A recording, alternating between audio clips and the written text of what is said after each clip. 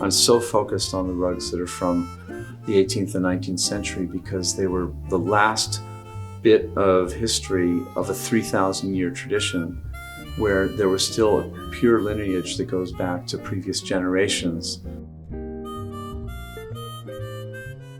Behind me is a beautiful Baluch rug, which is a nomadic rug that was woven on the border between Afghanistan and Persia in the late 19th century. And so this is probably about an 1880s piece.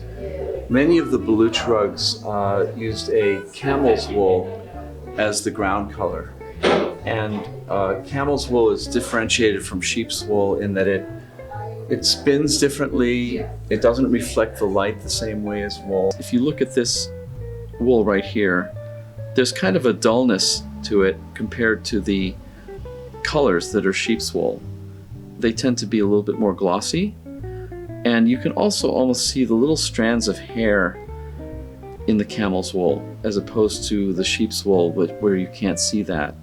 When we look at the back of the rug, the camel's wool has gotten fuzzy and the knots have sort of opened up and gotten puffy, whereas when you look at the sheep's wool, it still held its twist, and so the knots are smaller on the back and you can see the horizontal weft threads more clearly defined, whereas here everything's kind of puffed up and it just has just a camel look.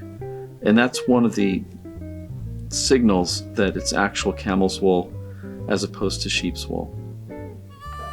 And there was a time when there were a lot of workshop carpets that were being made in Persia that were called camel's hair this or camel's hair that, but it was actually wool that had been dyed with walnut husks.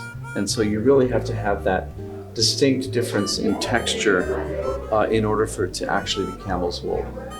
The beautiful indigo, the aubergine, the dark aubergine, these are the kind of saturated colors that collectors really coveted, and you really don't see it when you get much later into the 19th century or into the early 20th century.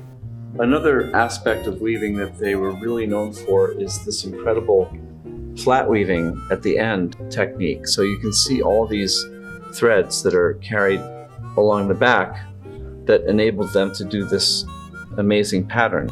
If we go to the rug next to us, for instance, there's an even more elaborate end finish. It's about 6 inches long, and it alternates between killam, which is a slit weave tapestry technique. So they'll do a whole band of just killam work, but then this little band through here, again, is supplemental weft. So you see the threads that are carried along, and it allowed them to create these little flower heads in this border that flanks the killam border. This is one of the most extraordinary shades of red I've ever seen in the Baluch. And once again, look at the work that they put into the flat woven end. You have the kilim technique here, and then the supplemental technique here and here.